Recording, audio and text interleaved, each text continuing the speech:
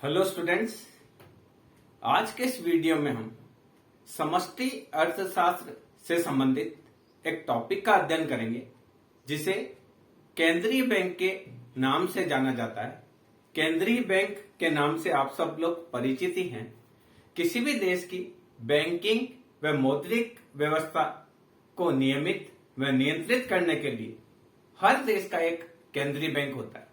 ये केंद्रीय बैंक देश में रोजगार की स्थिति, देश में कीमतों में बहुत अधिक उतार चढ़ाव न हो, रोजगार लोगों को मिले, देश की अर्थव्यवस्था में सुदृढ़ भुगतान संतुलन हो, आर्थिक विकास की गति तीव्र हो, मूल्य स्थिरता हो, आदि सारे कार्य को करने का कार्य केंद्रीय बैंक के द्वारा ही किया जाता है। हर देश में एक केंद्रीय बैंक होता है। जैसे भारत में रिजर्व बैंक ऑफ इंडिया देश का केंद्रीय बैंक है। इंग्लैंड में बैंक ऑफ इंग्लैंड इंग्लैंड का केंद्रीय बैंक है। इसी प्रकार से अमेरिका में जो है वो अमेरिका में फेडरल बैंक जो है वो फेडरल रिजर्व के नाम से अमेरिका के केंद्रीय बैंक को जाना जाता है। इसी प्रकार से जापान का केंद्रीय बैंक बैंक ऑफ जापान है। स्विट्जरलैंड का केंद्रीय बैंक बैंक ऑफ स्विट्जरलैंड है। यानी हर देश का एक केंद्रीय बैंक होता है और वह केंद्रीय बैंक ऐसा बैंक होता है जो सारी बैंकिंग व्यवस्था के शीर्ष पर होता है। यानी सारे बैंकिंग व्यवस्था, पूरे देश की बैंकिंग व्यवस्था को नियमित व नियंत्रित करने का कार्य केंद्रीय बैंक के द्वारा ही किया जाता है। अब केंद्रीय बैंक की परिभाषा क्या हो, इस बारे में अलग अलग विचारकों ने अपने अपने ढंग से केंद्रीय बैंक को परिभाषित करने का प्रयास किया है। इसमें हम देखिए एच.डी. कॉक की परिभाषा हम लेते हैं। एच.डी. कॉक कहते हैं कि केंद्रीय बैंक वह बैंक होता है जो देश की मौद्रिक व बैंकिंग ढांचे का सिरमौर होता है। एच.डी. कॉक क्या कहते हैं? केंद्रीय बैंक वह बैंक होता है जो देश की मौद्रिक और बैंकिंग ढांचे का सिरमौर होता है। यानी डी कॉक का यह मानना है कि केंद्रीय बैंक ऐसा बैंक होता है जो पूरे बैंकिंग ढांचे में सबसे ऊपर होता है, जो पूरी मौद्रिक व बैंकिंग ढांचे में सबसे ऊपर होता है, जो नेतृत्व करता है, उसे केंद्रीय बैंक की संज्ञा दी जाती है। इसी प्रकार से एसीएल डे के इकोनॉमिस्ट हुए, उन्होंने भी केंद्रीय बैंक को परिभाषित करने का प्रयास किया। उनके अनुसार केंद्रीय बैंक वह बैंक है जो मौद्रिक व बैंकिंग प्रणाली को नियंत्रित व स्थिर करने में सहायक होता है। एसीएल डे क्या कहते हैं? एसीएल डे इकोनॉमिस्ट हुए हैं, उन्होंने क्या कहा है कि केंद्रीय बैंक वह बैंक है जो देश की मौद्रिक व बैंकिंग प्रणाली को नियंत्रित व स्थिर करने का काम करता है। यानी केंद्रीय बैंक वह बैंक होता है जो देश में मौद्रिक प्रणाली को में स्थिरता लाता है और उसको नियंत्रित करता है। आवश्यकता पड़ने पर उसको बढ़ाया जा सकता है, आवश्यकता घटने पर उसको घटाया जा सकता है। यानी नियंत्रित करने का काम केंद्रीय बैंक के द्वारा किया जाता है। इसी प्रकार से प्रसिद्ध अर्थशास्त्री सैमुअल्सन क्या कहते हैं कि एक केंद्रीय बैंक बैंकों का बैंक है। क्या कहते हैं? सैमुअल्सन ये कहते हैं कि केंद्रीय बैंक बैंकों का बैंक है जिसकी जिम्मेदारी होती है मौद्रिक आधार के नियंत्रण की। केंद्रीय बैंक सैमुअल्सन क्या कह रहे हैं? केंद्रीय बैंक बैंकों का बैंक है जिसके जिम्मेदारी मौद्रिक आधार को नियंत्रित करने की होती है और ये उच्च शक्तिशाली मुद्रा नियंत्रित करता है। यानी देश की पूरी मुद्रा को नियंत्रण करने का काम सैमुअल्सन के अनुसार केंद्रीय बैंक के द्वारा किया जाता है। इस आधार पर हम कह सकते हैं कि केंद्रीय बैंक किसी भी देश का वह बैंक होता है जो मौद्रिक प्रणाली के शीर्ष पर होता है और पूरी देश की मौद्रिक प्रणाली को नियंत्रित करने का कार्य केंद्रीय बैंक के द्वारा किया जाता है। यदि हम भारत की बात करें तो 1934 में हमारे यहाँ रिजर्व बैंक ऑफ इंडिया की स्थापना एक निजी क्षेत्र में की गई थी। जब देश आजाद हुआ 1947 में, उसके बाद 1949 में इस केंद्रीय बैंक का राष्ट्रीयकरण कर दिया गया। वर्तमान में देश की बैंकिंग व्यवस्था में सिरमौर पर देश का रिजर्व बैंक ऑफ इंडिया है जिसे केंद्रीय बैंक कहा जाता है। यही बैंक देश में संपूर्ण बैंकिंग व्यवस्था को नियमित व नियंत्रित करने का कार्य इसी के द्वारा किया जाता है। सबसे पहले हम ये जानते हैं कि केंद्रीय बैंक के रूप में क्या कार्य है केंद्रीय बैंक के। तो हम देखते हैं केंद्रीय बैंक के कार्य।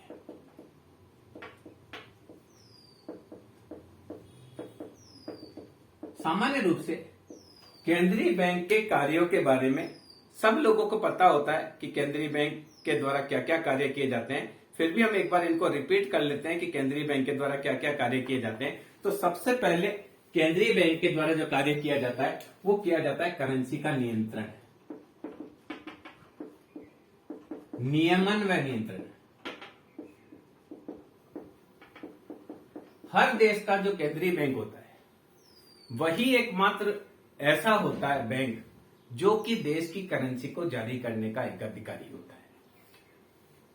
सभी बैंकों के द्वारा यदि नोट जारी किए जाएंगे तो उनमें आपस में एकरूपता का अभाव होगा और एक बैंक के नोट हो सकता है दूसरे बैंक स्वीकार न करे।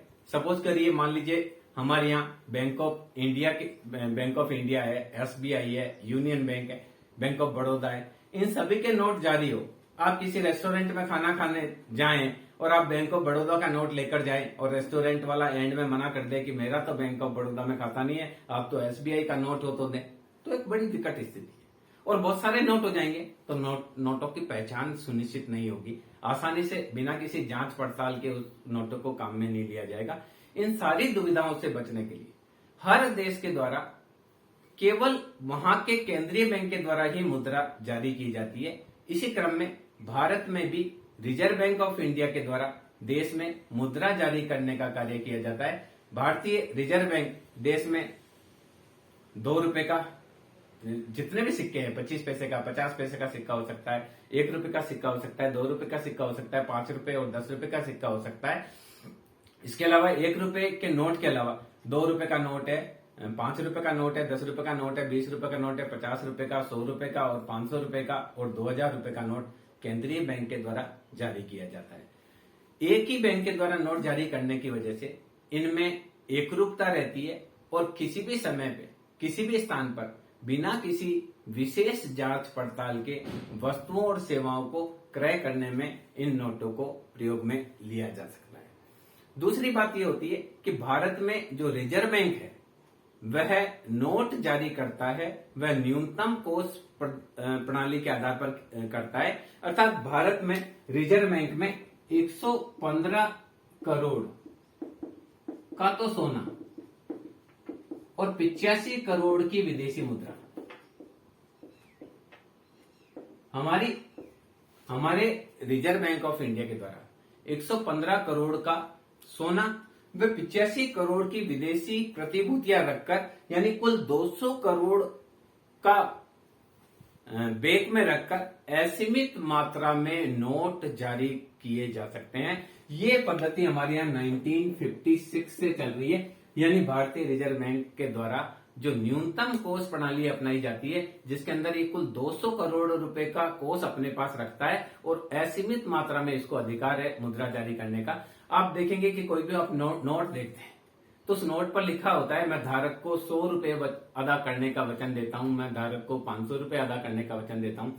तो अगर आपको रिजर्व बैंक के नोट पर विश्वास नहीं है और आपके पास 2000 का नोट है, आपको उसका विश्वास नहीं है, आप रिजर्व बैंक में देंगे तो रिजर्व बैंक क्या करेगा, उस 200 रुपए का जितना सोना आता है वो आपको सोना दे देगा या विदेशी प्रतिभूति में आपको भुगतान कर देगा।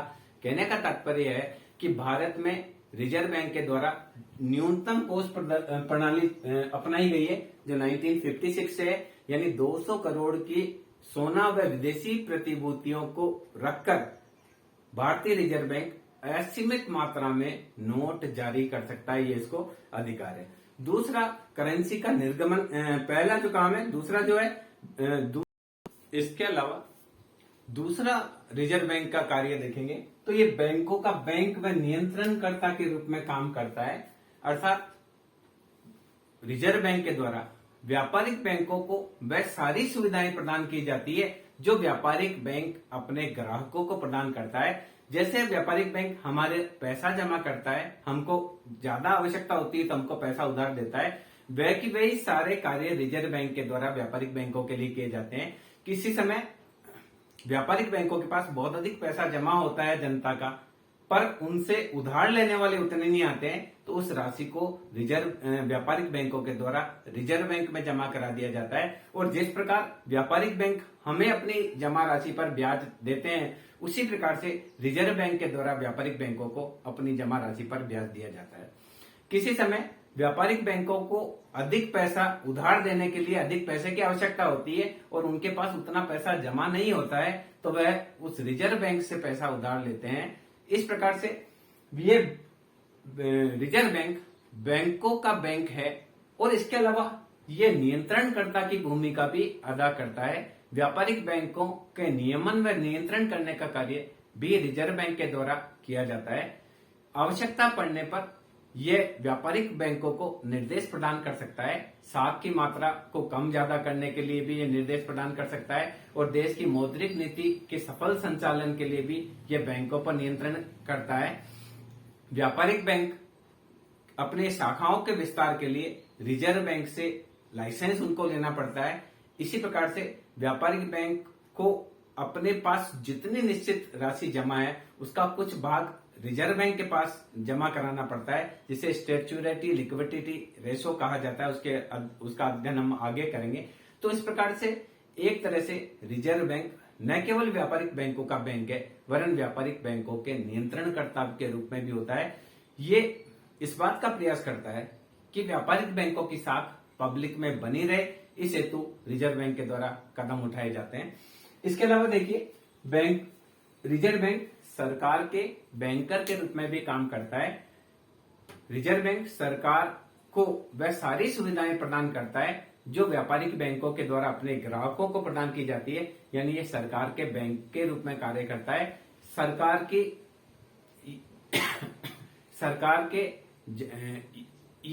के लिए मुद्रा जमा करता है, टैक्स को सरकार के लिए जमा करता है और आवश्यकता पड़ने पर अल्पकालीन समय के लिए रिजर्व बैंक के द्वारा सरकार को पैसा भी उधार दिया जाता है। इसके अलावा सरकार का एजेंट के रूप में भी ये काम करता है।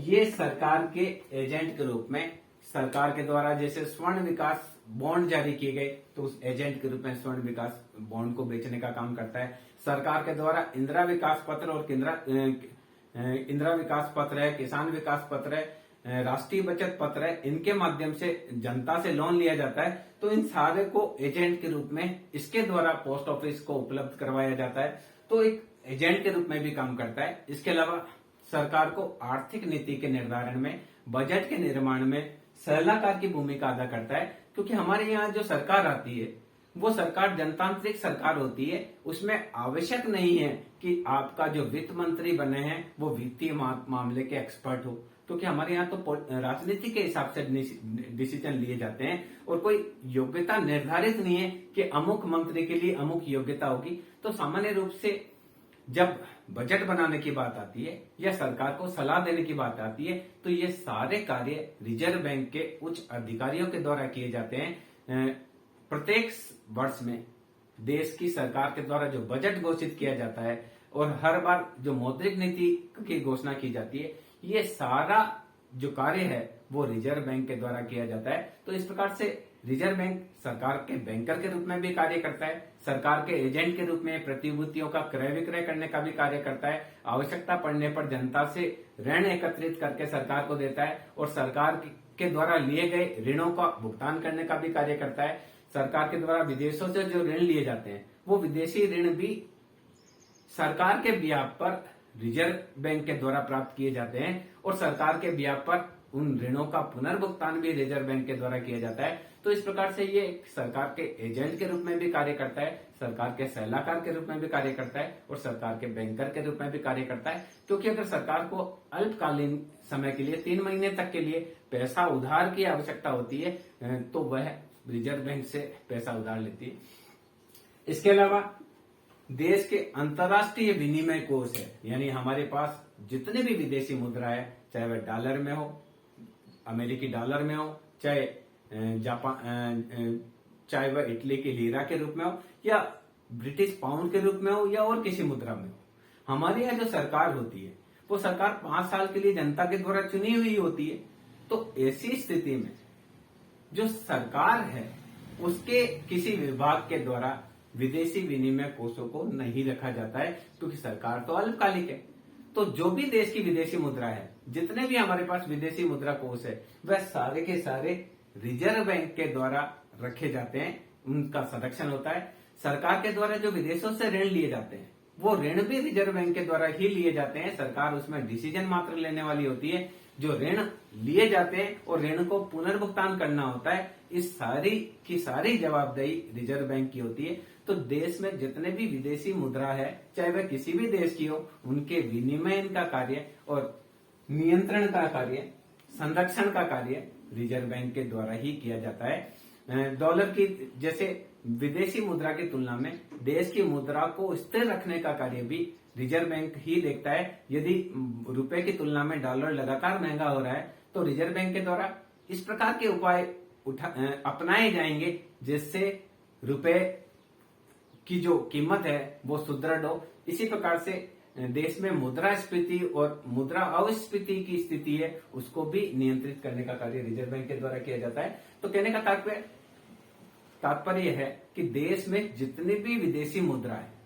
उसके नियमन और नियंत्रण का कार्य और उसके संरक्षण का कार्य भी रिजर्व बैंक के द्वारा ही किया जाता है, क्योंकि रिजर्व बैंक एक स्थायी निकाय होता है। रिजर्व बैंक ऐसा नहीं है कि हर 5 साल के इसका प्रबंधक मंडल नया चुना जाएगा या जनता के वोट से इनका चुनाव होगा। ये एक संवैधानिक संस्था है जो स्थायी संस्था होती है। इस कारण से जितना भी विदेशी निवेश है और विदेशी मुद्रा का विनिमय नियंत्रण है, वो रिजर्व बैंक के द्वारा किया जाता है। इसके अलावा एक अंतिम ऋणदाता के रूप में भी इसका कार्य बहुत महत्वपूर्ण है। व्यापारिक बैंकों को यदि पैसा कहीं से भी उधार नहीं मिलता है, सामान्य रूप से व्यापारिक बैंक क्या करते हैं, उनके पास जो जमा राशि होती है उससे वह लोगों को उधार देते हैं। यदि किसी समय उनके पास उधार लेने वाले ज्यादा आते हैं और उनके पास जमा राशि उतनी नहीं होती है, तो रिजर्व बैंक के पास जाकर वह पैसा उधार ले सकते हैं। तो व्यापारिक बैंकों के लिए अंतिम ऋणदाता का कार्य रिजर्व बैंक करता है। व्यापारिक बैंकों को जब भी एक्सेस पैसे की आवश्यकता होती है, तो एक निश्चित ब्याज दर पर रिजर्व बैंक के द्वारा उसको पैसा उपलब्ध करवाया जाता है। चूंकि रिजर्व बैंक के पास नोट निर्गमन का एकाधिकार होता है, वह चाहे तो नए नोट भी छाप सकता है। इस कारण रिजर्व बैंक के पास कोषों की कमी नहीं होती है। तो वहां ये व्यापारिक बैंकों को बैंक दर पर पैसा उधार देता है और व्यापारिक बैंक उस पैसे को अपने ग्राहकों को उधार देते हैं। तो इसके बारे में हम आगे और अध्ययन करेंगे। इसके अलावा देखिए, समाशोधन गृह की व्यवस्था, ये बहुत इंपॉर्टेंट व्यवस्था है। आपने ये देखा होगा कि हम चेक तो लेते हैं बैंक ऑफ बड़ौदा का और उसका भुगतान कर देता है एसबीआई बैंक, और एसबीआई का एक ड्राफ्ट है वो उसका भुगतान यूनियन बैंक के द्वारा कर दिया जाता है। यानी एक बैंक का चेक का भुगतान दूसरे बैंक के द्वारा कर दिया जाता है, दूसरे बैंक के ड्राफ्ट का भुगतान अलग बैंक के द्वारा कर दिया जाता है। या हमको एलआईसी की किस्त भरनी है तो एसबीआई में हमारा खाता है, तो वहां से भी एलआईसी की किस्त चली जाएगी। हमको अपने बिजली का बिल जमा करना है तो हमने अपने पेटीएम अकाउंट को लिंक कर रखा है, उससे हमने बिजली का बिल जमा करा दिया। तो इस प्रकार से हम इंटर बैंकिंग ट्रांजेक्शन करते हैं। तो ऐसी स्थिति में ये बैंकों के द्वारा सुविधाएं कैसे प्रदान की जाती है, ये सुविधाएं प्रदान की जाती है केंद्रीय बैंक की समाशोधन गृह व्यवस्था के कारण। केंद्रीय बैंक के पास सभी बैंकों का खाता, इस कारण से ये क्लियरिंग हाउस फैसिलिटी देता है। हम इसके बारे में थोड़ा सा और डिटेल में पढ़ते हैं, शाखा नियंत्रण और नियंत्रण आगे देखेंगे। तो देखिए, समाशोधन गृह क्या होता है, इसको आप समझते हैं कि देखिए, समाशोधन गृह व्यवस्था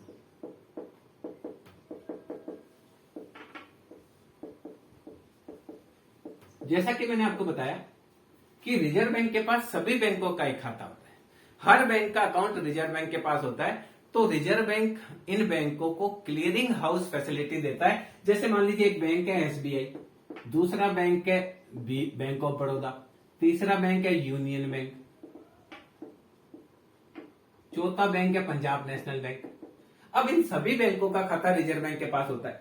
आपने क्या किया, एसबीआई से एक ड्राफ्ट बनवाया, 10,000 रुपए आपने एसबीआई में जमा कराए और एक ड्राफ्ट बनवाया। उस ड्राफ्ट को पीएनबी ने भुगतान किया। आपने जिसको ड्राफ्ट भेजा उसका खाता पंजाब नेशनल बैंक में था, उसने वो ड्राफ्ट यहां जमा करा दिया। तो पैसा तो यहां 10,000 है, पर पैसा देना किसको पड़ गया, इस बैंक को देना पड़ गया। अब रिजर्व बैंक के पास दोनों का खाता है, तो रिजर्व बैंक क्या करेगा, Punjab national bank reserve bank को ये कहेगा कि मैंने 10,000 रुपए एसबीआई का भुगतान किया, तो रिजर्व बैंक क्या करेगा, इसके खाते से 10,000 घटा देगा और इसके खाते में 10,000 जोड़ देगा। न तो पैसा लाना है न ले जाना है, क्योंकि सबका खाता वहां पर है। यहां एसबीआई ने 10,000 जमा किए, उस 10,000 को दिया पंजाब नेशनल बैंक ने, तो एसबीआई के पास 10,000 थे, तो एसबीआई के खाते से 10,000 घटाएगा और पंजाब नेशनल बैंक में कर देगा। मान लीजिए बैंक ऑफ बड़ौदा ने एक चेक जारी किया 3,000 रुपए का। बैंक ऑफ बड़ौदा में किसी का खाता था, उसने एक वॉशिंग मशीन खरीदी और 3,000 रुपए का चेक दे दिया वॉशिंग मशीन वाले को कि भाई ये ले लीजिए। और वॉशिंग मशीन वाले का खाता था यूनियन बैंक में, उसने जाकर वो चेक यूनियन बैंक में जमा करा दिया। तो यहाँ बैंक ऑफ बड़ौदा के खाते में 3,000 रुपए जमा थे, पर उसका भुगतान किया गया यूनियन बैंक के द्वारा, तो यूनियन बैंक को तो 3,000 का नुकसान हुआ। अब क्या करेगा रिजर्व बैंक, रिजर्व बैंक क्या करेगा कि जब यूनियन बैंक कहेगा कि मैंने बैंक ऑफ बड़ौदा के चेक के 3,000 रुपए का भुगतान किया, तो रिजर्व बैंक क्या करेगा, 3,000 इसमें से घटा देगा और 3,000 इसमें जोड़ देगा। इस प्रकार से दिन में 2 बार समाशोधन क्लियरिंग हाउस की मीटिंग होती है और सभी बैंकों के एक दूसरे के लेन देन का निपटारा क्लियरिंग हाउस फैसिलिटी के माध्यम से किया जाता है। तो यहां हर बैंक को एक दूसरे को बार बार पैसा इधर से उधर ट्रांसफर करने की जरूरत नहीं होती है। इसी प्रकार से हम एटीएम कार्ड यूज करते हैं, हमारे पास एटीएम तो एसबीआई बैंक का है, हम बैंक ऑफ बड़ौदा से पैसा निकाल लेते हैं, वहां के एटीएम से निकाल लेते हैं, तो वहां पर भी इसी प्रकार से इंटर क्लियरिंग हाउस के माध्यम से उन इंटर ट्रांजेक्शन्स को आपस में निपटाया जाता है। तो रिजर्व बैंक की एक बहुत बड़ी जो वर्क है वो ये है समाशोधन गृह की व्यवस्था से, और ये व्यवस्था होने के कारण सभी बैंकों का कार्य स्मूथली चलता है। तो ये भी एक बैंकों पर इसका दबाव रहता है, क्योंकि अगर किसी स्थिति में रिजर्व बैंक की बात अगर ये बैंक नहीं मानते हैं तो रिजर्व बैंक इनकी क्लियरिंग हाउस फैसिलिटी को भी बंद कर सकता है। इसके अलावा अगला कार्य इसका होता है साख का नियमन व नियंत्रण। इसके अलावा रिजर्व बैंक के द्वारा एक अन्य जो कार्य किया जाता है वो देश की साख की मात्रा को आवश्यकता पड़ने पर साख की मात्रा को बढ़ाया भी जा सकता है, और रिजर्व बैंक के द्वारा आवश्यकता पड़ने पर साख की मात्रा को घटाया भी जा सकता है। यानी देश में अगर मुद्रास्फीति की समस्या है, कीमतें बड़ी तेजी से बढ़ रही है, लगातार कीमतों में वृद्धि हो रही है, तो ऐसी स्थिति में रिजर्व बैंक ये प्रयास करेगा कि बाजार में साख की मात्रा को कम किया जाए, ताकि लोगों के पास पैसा कम होगा, पैसा कम होगा तो वो खर्च कम करेंगे, खर्च कम करेंगे तो वस्तुओं और सेवाओं की कीमतें गिरेगी। इसी प्रकार से यदि देश में मंदी की स्थिति होती है तो रिजर्व बैंक का ये प्रयास रहता है कि लोगों के पास पैसा ज्यादा से ज्यादा पहुंचे, तो ऐसी स्थिति में वो क्या करते हैं, साख के विस्तार वाली नीति अपनाते हैं, जिससे लोग ज्यादा से ज्यादा पैसा उधार लेते हैं, मकान बनाते हैं, पैसा उधार लेकर कार खरीदते हैं, मोटरसाइकिल खरीदते हैं, तो बाजार में फ्लो ऑफ मनी बढ़ता है, मुद्रा का प्रवाह बढ़ता है और उससे कीमतों में वृद्धि होती है। तो रिजर्व बैंक के द्वारा एक बहुत बड़ा कार्य, जो बहुत इंपॉर्टेंट कार्य है रिजर्व बैंक का, हम कह सकते हैं कि मुख्य कार्य है, वह है साख की मात्रा को नियमित व नियंत्रण करना।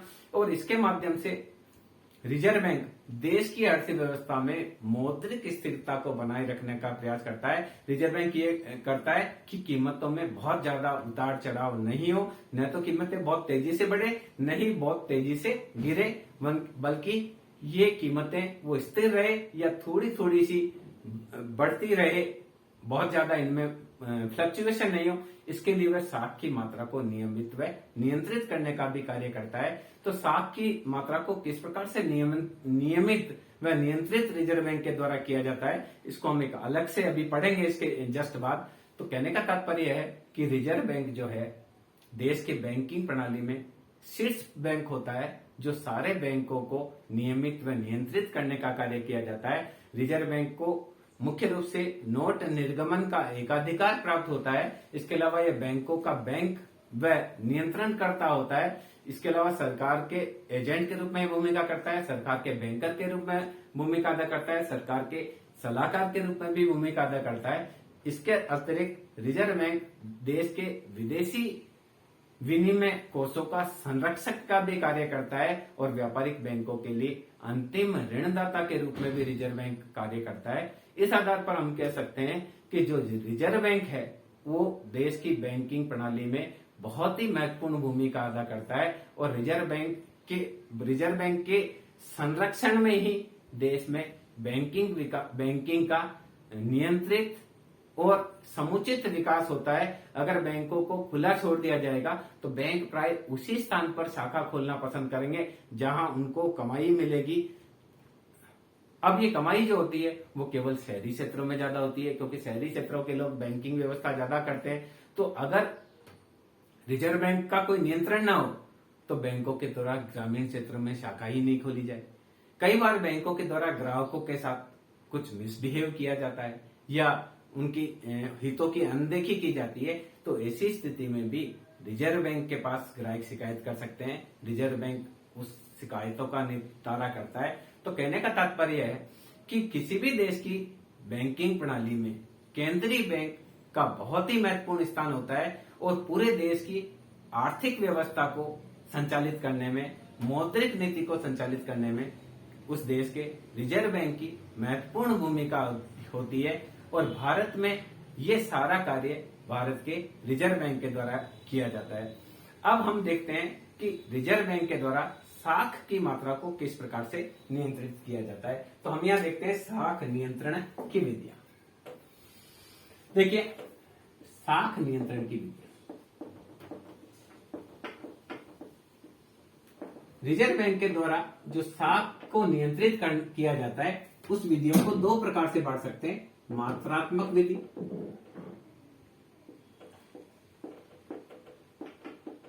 और दूसरी जो विधि है वो है गुणात्मक विधियां। दो प्रकार की साख नियंत्रण की विधियां होती है। एक विधि होती है मात्रात्मक विधि और दूसरी होती है गुणात्मक विधि। मात्रात्मक में काम में लेती है बैंक दर रीति, दूसरा खुले बाजार की क्रियाएं,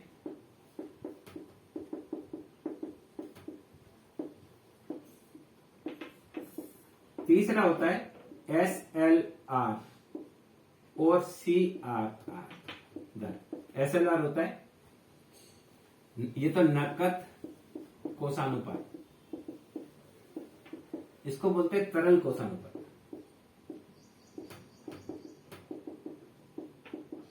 ये मात्रात्मक विधियां होती है। इसके अलावा गुणात्मक विधियों में होता है साख की राशि,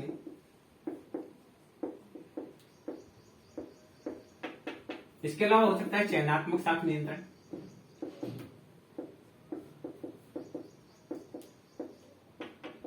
इसके अलावा हो सकता है नैतिक दबाव से भी साख को नियंत्रित करते हैं।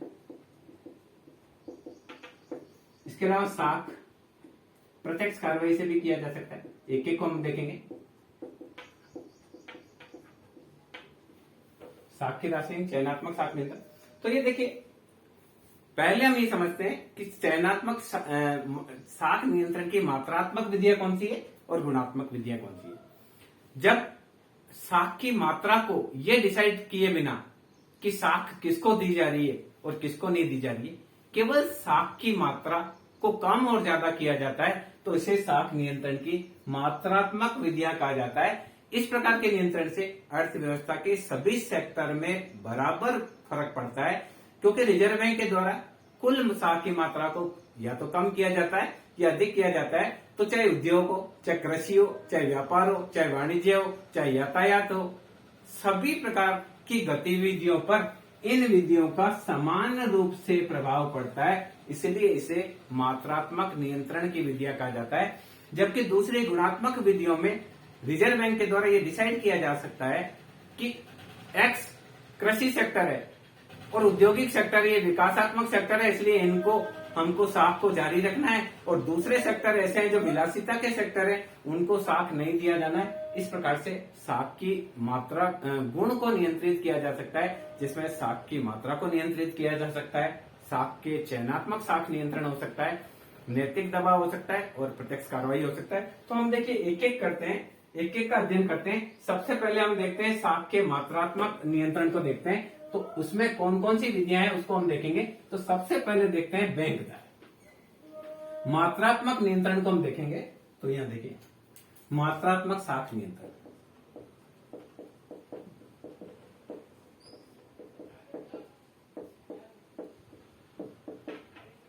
मात्रात्मक साख नियंत्रण में होता है पहले बैंक दर।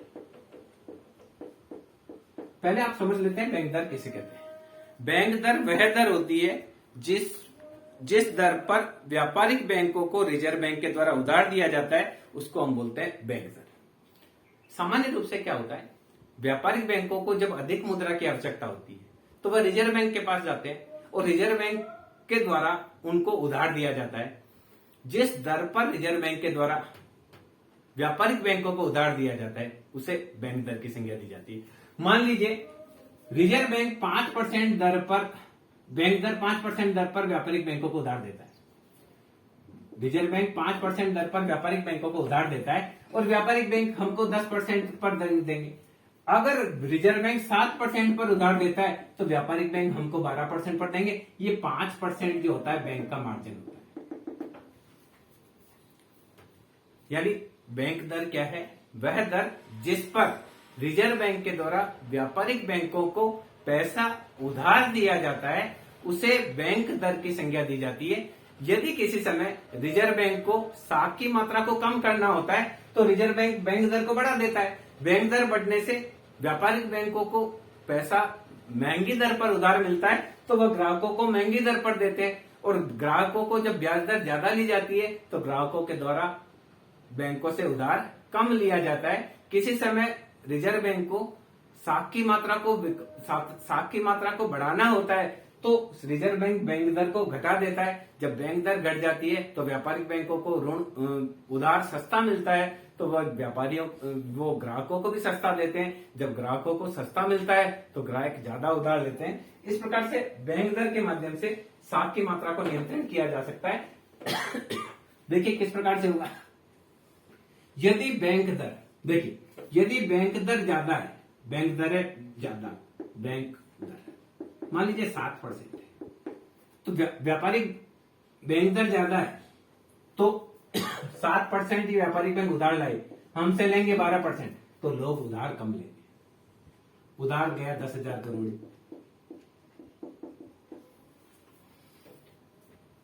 तो ऐसी स्थिति में साख कम दी जाएगी, साख की मात्रा। अब किसी समय रिजर्व बैंक ने बैंक दर कर दी 4%, तो व्यापारिक बैंक को 4% पर उधार मिलेगा तो हमको ये 9% पर उधार देंगे तो लोग ज्यादा उधार लेंगे। तो जब व्यापारिक बैंकों को पैसा सस्ता मिला व्यापारिक बैंकों को तो व्यापारिक बैंक अपने ग्राहकों को सस्ता देंगे तो यहां उधार लिया जाएगा 50,000 करोड़। इस प्रकार बैंक दर के माध्यम से साख की मात्रा को नियंत्रित किया जा सकता है। यदि किसी समय रिजर्व बैंक को साख की मात्रा को बढ़ाना होता है तो रिजर्व बैंक बैंक दर को कम कर देता है। जब बैंक दर कम हो जाती है तो व्यापारिक बैंकों के ऋण सस्ते हो जाते हैं तो व्यापारिक बैंकों के लोग व्यापारिक बैंकों से ग्राहक ज्यादा पैसा उधार लेते हैं। किसी समय रिजर्व बैंक को साख की मात्रा को कम करना होता है तो रिजर्व बैंक बैंक दर को बढ़ा देता है, जैसे 4% से 7% कर दी। जब बैंक दर बढ़ जाती है तो व्यापारिक बैंक को महंगा उधार मिलता है तो वह ग्राहकों से ज्यादा पैसा लेना चाहते हैं और ज्यादा पैसा लेते हैं तो ग्राहक उससे उधार बैंकों से कम लेते हैं। इस प्रकार से बैंक दर के माध्यम से जो है साख की मात्रा को नियंत्रित किया जा सकता है। तो इस आधार पर हम कह सकते हैं कि बैंक दर वह दर है जिस पर केंद्रीय बैंक अपने व्यापारिक बैंकों को ऋण उपलब्ध कराता है। तो ये आपने समझ लिया होगा बैंक दर के माध्यम से किस प्रकार से होता है। दूसरी चीज देखते हैं, साख नियंत्रण की दूसरी चीज है खुले बाजार की क्रियाएं। खुले बाजार की क्रियाओं में क्या करते हैं, रिजर्व बैंक प्रतिभूतियों का क्रय विक्रय करता है। सेकंड हम देखते हैं खुले बाजार की क्रियाएं।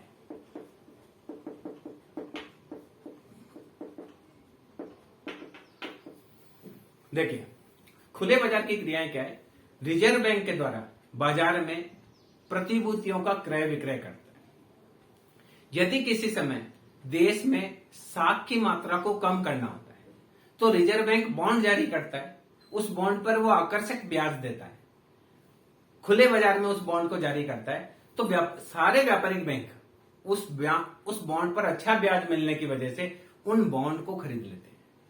तो व्यापारिक बैंक को व्यापारिक बैंकों के द्वारा रिजर्व बैंक के बॉन्ड खरीद लिए जाते हैं, तो व्यापारिक बैंकों के पास पैसा नहीं रहता है, वो पैसा व्यापारिक बैंक के पास तो आ जाता है बॉन्ड, और पैसा चला जाता है रिजर्व बैंक के पास। अब व्यापारिक बैंकों के पास जब पैसा कम रहता है तो उनको उधार देने की उनकी क्षमता कम हो जाती है और बाजार में जो है साख की मात्रा कम हो जाती है। किसी समय साख की मात्रा को बढ़ाना होता है तो रिजर्व बैंक के द्वारा इन बॉन्ड को खरीदा जाता है, यानी बॉन्ड पर ब्याज दर घटा देगा तो व्यापारिक बैंक इस बॉन्ड को वापस रिजर्व बैंक को बेचेंगे। अब किसी समय साख की मात्रा का विस्तार करना है तो रिजर्व बैंक के द्वारा इन बॉन्ड को खरीदा जाता है, तो बॉन्ड वापस रिजर्व बैंक के पास आ जाते हैं और पैसा वापस व्यापारिक बैंकों के पास आ जाता है, और व्यापारिक बैंकों के पास जब पैसा ज्यादा आ जाता है तो उनके उधार देने की क्षमता बढ़ जाती है, इससे साख की मात्रा का प्रसार होता है। तो ये जो प्रतिभूति है खुले बाजार में, प्रतिभूति का क्रय विक्रय करता है, क्रय विक्रय, इसके माध्यम से साख की मात्रा को नियंत्रण करता है, इसको बोलते हैं बॉन्ड।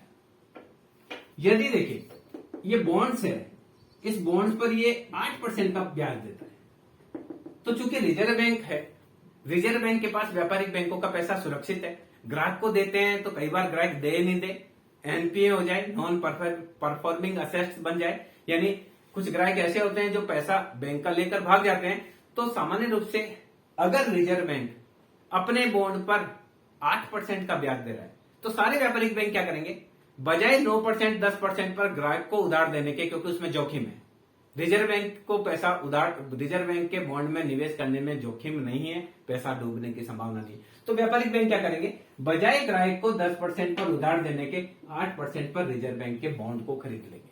जब बॉन्ड खरीद लेंगे तो व्यापारिक बैंकों का जो पैसा है वो किसमें चला जाएगा, रिजर्व बैंक के पास चला जाएगा। व्यापारिक बैंकों के पास पैसा कम बचेगा तो उनकी उधार देने की क्षमता कम हो जाएगी। किसी समय बाजार में साख का विस्तार करना है तो ये बॉन्ड पर ब्याज दर 4% कर देगा, तो व्यापारिक बैंक क्या करेंगे, 4% पर रिजर्व बैंक में निवेश नहीं करना चाहेंगे तो रिजर्व बैंक को बॉन्ड वापस भेज देंगे, यानी 4% ब्याज दर करके रिजर्व बैंक अपने बॉन्ड वापस खरीद लेगा, तो रिजर्व बैंक में जो पैसा था वो वापस व्यापारिक बैंकों के पास आ जाएगा। तो व्यापारिक बैंकों के पास जब पैसा बढ़ेगा तो उनकी साख देने की क्षमता भी बढ़ जाएगी। इस प्रकार से खुले बाजार की क्रियाओं के माध्यम से रिजर्व बैंक के द्वारा साख की मात्रा को नियंत्रित किया जाता है। तीसरी जो है वो है नगद कोषानुपात और तरल कोषानुपात। साख नियंत्रण का तीसरा मात्रात्मक उपाय जो होता है वो होता है तरल नकद कोषानुपात।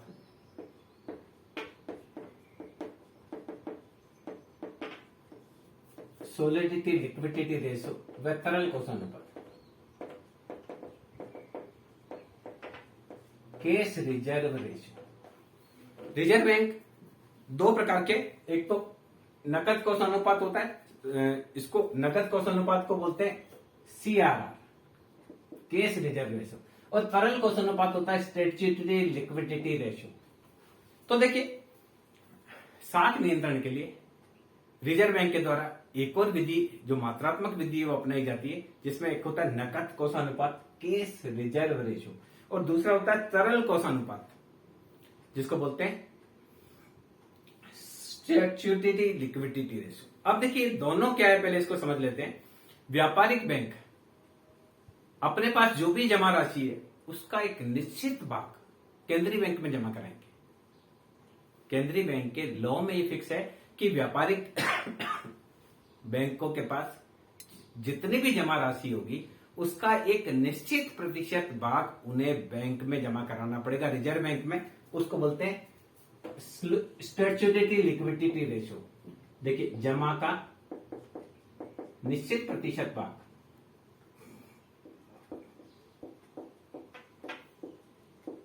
आरबीआई में जमा कराना पड़ता है, यानी व्यापारिक बैंकों के पास जो भी जमा राशि होती है उसका कुछ निश्चित प्रतिशत भाग उसको आरबीआई में जमा कराना पड़ता है, और ये 5 से 15% तक रिजर्व बैंक कम ज्यादा किया कर सकता है। और दूसरा, व्यापारिक बैंकों के पास जो भी जमा राशि होती है उसका एक निश्चित भाग उनको खुद नगद रखना पड़ता है।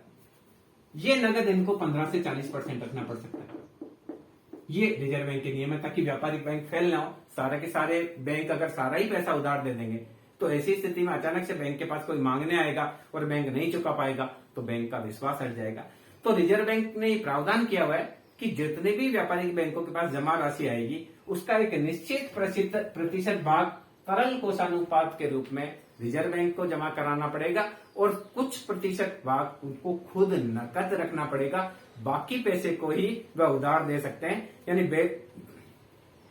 अब देखिए इसके माध्यम से भी रिजर्व बैंक के द्वारा साख का नियंत्रण किया जाता है। देखिए एसएलआर है, एसएलआर जो कि 5 से 15% है।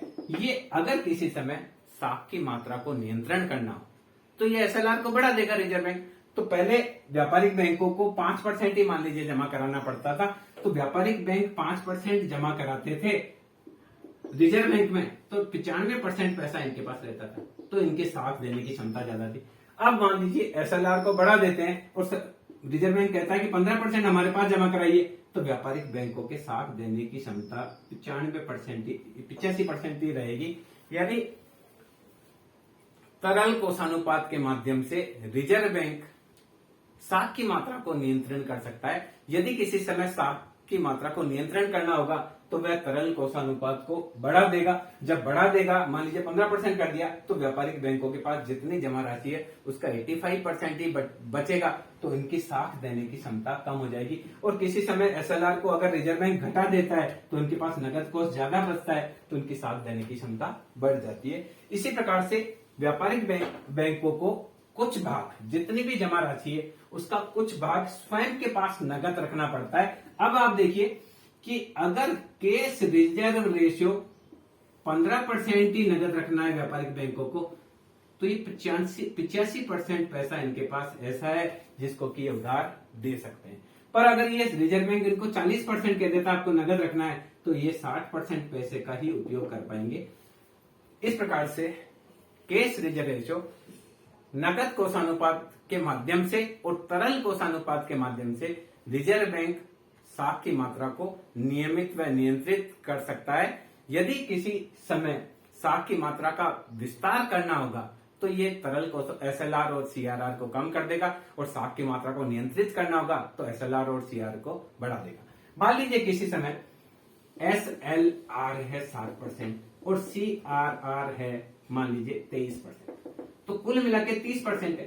तो 30% पैसा उसको देना है, अपने रखना है, तो 70% पैसा उधार दे सकता है। ये देखिए, इसको आप समझिए, दोनों को एक साथ में समझते हैं। किस प्रकार से है? मान लीजिए किसी समय एसएलआर इसने डिसाइड कर रखा है 7% और सीआरआर डिसाइड कर रखा है 16%, कुल 23%। तो यहां देखिए 23% इसको रखना है एसएलआर और सीआरआर, तो व्यापारिक बैंक बचा हुआ अपना 77% पैसा उधार दे सकते हैं, क्योंकि 23% ही रख लिया। अब मान लीजिए इसने एसएलआर को कर दिया 10% और इसको कर दिया 20%, अब 30% पैसा इनको नगद रखना है, तो अब ये 70% पैसा ही उधार दे पाएंगे। इस प्रकार से एसएलआर और सीआरआर को बढ़ा घटाकर रिजर्व बैंक के द्वारा साख की मात्रा को कम और अधिक किया जा सकता है। तो ये हमने चर्चा की साख नियंत्रण के मात्रात्मक उपाय की हमने चर्चा की। अब देखिए हम साख नियंत्रण के गुणात्मक उपाय को देखते हैं। साख नियंत्रण के सेकंड है साख नियंत्रण के गुणात्मक उपाय।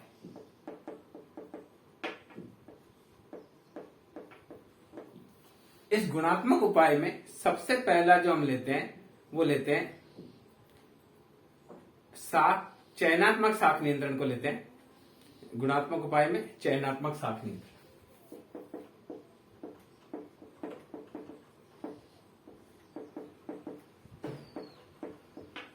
चयनात्मक साख नियंत्रण में क्या होता है? रिजर्व बैंक के द्वारा व्यापारिक बैंकों को निर्देश दिया जाता है कि इन उद्देश्य के लिए आपको साख देनी है, इन उद्देश्य के लिए साख नहीं देनी है। यानी साख का चयन किया जाता है। कोई व्यक्ति खेती के लिए साख चाहता है, कोई व्यक्ति उद्योग लगाने के लिए साख चाहता है, कोई व्यक्ति ट्रक खरीदने के लिए या बस खरीदने के लिए साख चाहता है तो उसको साख दी जाएगी। पर कोई व्यक्ति बच्चे की शादी करने के लिए साख की मांग करता है, कोई कार खरीदने के लिए लोन मांगता है, यानी विलासिता की वस्तुएं फ्रिज, टीवी, वॉशिंग मशीन के लिए पैसा मांगता है, उसको साख नहीं दी जाएगी। इस प्रकार से क्या होता है, विशिष्ट क्षेत्र डिसाइड बैंक के द्वारा कर लिए जाते हैं कि इन सेक्टर के लिए इन चीजों के लिए साख दी जानी है और इन चीजों के लिए साख नहीं दी जानी है। इस प्रकार से साख की मात्रा को चयनात्मक साख नियंत्रण की संज्ञा दी जाती है। जैसे बैंक ने ऋण की सीमाएं परिवर्तित कर दी। कैसे कि एग्रीकल्चर सेक्टर में इतना लोन दिया जाना है, उद्योग में इतना लोन दिया जाना है, परिवहन और व्यापार के लिए इतना दिया जाना है, पर्सनल लोन इतना दिया जाना है, यानी हर चीज की सीमा डिसाइड कर दी। तो पहले बैंक खुले थे, मर्जी आए जितना उद्योग को दे सकते हैं, मर्जी आए जितना कृषि को दे सकते हैं, मर्जी आए जितना किसी और को दे सकते हैं। इसके बजाय चयनात्मक साख में हर चीज का ये डिसाइड कर लेता है कि सीमा परिवर्तित कर देता है कि इतना उद्योग के लिए दिया जाना है, इतना कृषि के लिए दिया जाना है। इस प्रकार से वह साख को नियंत्रण कर सकता है। दूसरा, ब्याज दरों की अलग अलग कटौती रख सकता है, ब्याज दरें अलग अलग रख सकता है। जो विलासिता की वस्तुएं, जैसे आपको फ्रिज खरीदना है, टीवी खरीदना है, कार खरीदनी है, आपको विदेश यात्रा के लिए पैसा चाहिए, लड़की की शादी करने के लिए पैसा चाहिए, उन पर ब्याज दर ज्यादा ले सकता है। और उत्पादक गतिविधि के लिए आपको पैसा चाहिए, कृषि के लिए पैसा चाहिए, उद्योग लगाने के लिए पैसा चाहिए, डेयरी खोलने के लिए पैसा चाहिए, परिवहन का कोई साधन खरीदना जिससे कि आप भविष्य में कमाएंगे, उसके लिए पैसा चाहिए, उन पर ब्याज दर कम रख सकता है। यह भी एक चयनात्मक साख नियंत्रण है। इसके अलावा विशिष्ट क्षेत्र में जो ऋण दिए गए हैं वो ऋण सही दिए गए हैं कि नहीं दिए गए हैं, उसकी जांच भी कर सकता है, उस पर नियंत्रण भी कर सकता है। यानी ये कह सकता है कि आपको जितने लोन देने हैं उसका 30% भाग आपको कृषि को देना है और पशुपालन को देना है।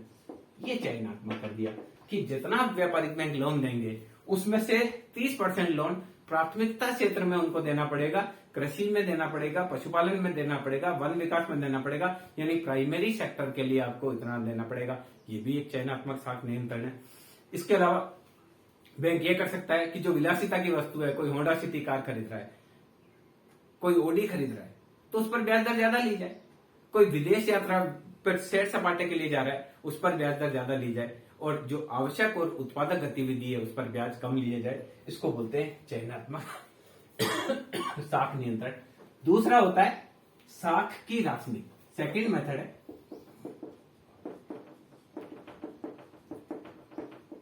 ये भी जो उपाय है वो उपाय है, ये भी आपका साख की राशनिंग भी एक मात्रात्मक उपाय है। इसके अंदर देखिए, राशन में जैसे होता है सबको बराबर देना है, इसी प्रकार से साख की राशनिंग भी की जा सकती है। सरकार रिजर्व बैंक डिसाइड कर देता है कि कोई कार कैसी भी खरीदे 5 लाख से ज्यादा लोन नहीं देना। मकान के लिए कैसा भी मकान बनाए, 1 करोड़ का बनाए, 50 लाख का बनाए, अपने को 25 लाख से ज्यादा लोन नहीं देना। कोई कैसा भी उद्योग लगाए उसको 20 लाख से ज्यादा लोन नहीं देना। इस प्रकार से साख की राशनिंग की जाती है। जिस प्रकार से राशन में सबको बराबर दिया जाता है, वैसे ही इस साख की राशनिंग में सभी के लिए बराबर डिसाइड कर दिया जाता है। यानी अलग अलग क्षेत्र के लिए अलग अलग राशनिंग कर दी जाती है कि कृषि क्षेत्र में उधार 25 लाख से ज्यादा नहीं देना है, औद्योगिक क्षेत्र में 50 लाख से ज्यादा उधार नहीं देना है, शादी के लिए 2 लाख से ज्यादा उधार नहीं दिया जाना है, वाहन खरीदने के लिए 5 लाख से अधिक उधार नहीं दिया जाना है। इस प्रकार से साख की राशनिंग की जाती है। इसके अलावा बैंक ऐसे भी राशनिंग कर सकता है कि किसी विशिष्ट बैंक को, मान लीजिए बहुत सारे बैंक काम कर रहे हैं, उसमें से किसी विशिष्ट बैंक के लिए रिजर्व बैंक की पुनर्कटौती की सुविधा है वो बंद कर दे।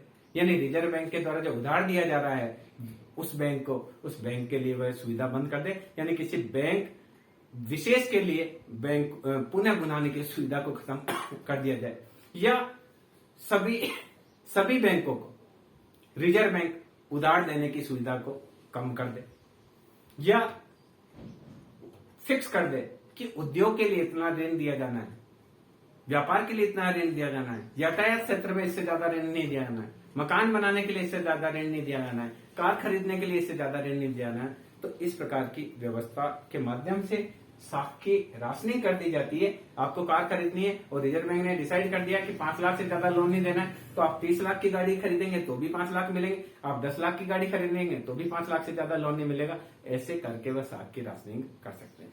इसके अलावा रिजर्व बैंक सभी बैंकों से शीर्ष पर होता है तो उसका नैतिक दबाव होता है। सामान्य रूप से जल में रहकर मगर से बैर नहीं करना चाहिए, हमारे यहाँ कहावत है। उसी प्रकार से बैंकिंग व्यवस्था में या बैंकिंग व्यवसाय में रहकर कोई भी रिजर्व बैंक से पंगा नहीं लेना चाहता है, क्योंकि रिजर्व बैंक ही बैंकों को लाइसेंस देता है, वही शाखा विस्तार की अनुमति देता है, वही अंतिम ऋणदाता के रूप में काम करता है, वही क्लियरिंग हाउस फैसिलिटी के रूप में करता है। तो सामान्य रूप से रिजर्व बैंक का सभी बैंकों पर एक नैतिक दबाव होता है। तो रिजर्व बैंक जब ये इशारा करता है कि साख की मात्रा को नियंत्रित किया जाए तो साख की मात्रा नियंत्रित हो जाती है। जब रिजर्व बैंक ये मनसा प्रकट करता है कि साख की मात्रा को बढ़ाया जाना चाहिए तो स्वतः ही साख की मात्रा बढ़ने लगती है। यानी जो रिजर्व बैंक है उसका एक नैतिक दबाव भी होता है, जिसकी वजह से साख की मात्रा नियमित व नियंत्रित होती है। रिजर्व बैंक केवल एक इशारा भर करता है, उसमें ही साख की मात्रा को नियमित व नियंत्रित किया जा सकता है। इसके अलावा रिजर्व बैंक प्रचार का भी सहारा लिया है।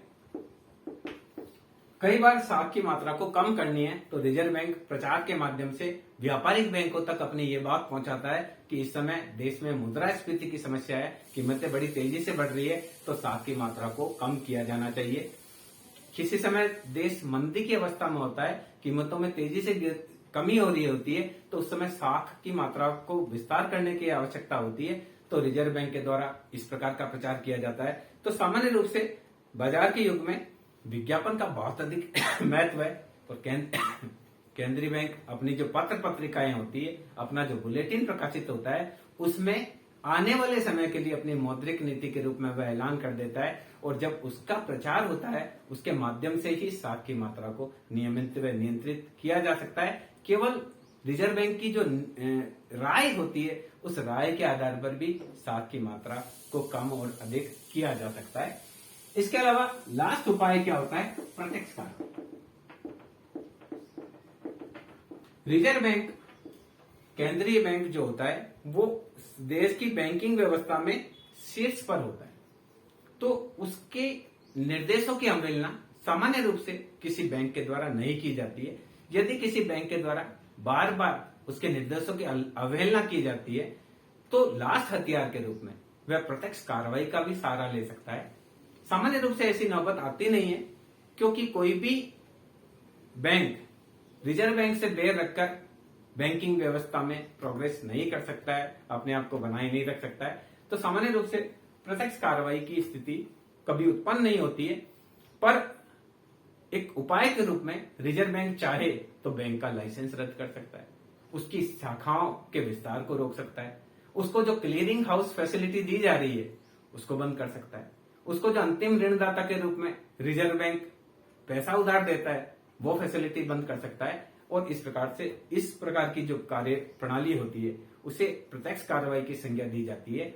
इस प्रकार से रिजर्व बैंक साख की मात्रा को मात्रात्मक उपाय के द्वारा, जिसमें बैंक दर नीति है, खुले बाजार की क्रियाएं हैं और प्रतिभूति SLR और CRR इसके माध्यम से नियंत्रित करता है। इसके अलावा जो गुणात्मक उपाय है उसमें चयनात्मक साख नियंत्रण, साख की राशनिंग, नैतिक दबाव, प्रत्यक्ष कार्रवाई और प्रचार आदि के माध्यम से साख की मात्रा को नियंत्रित कर सकता है।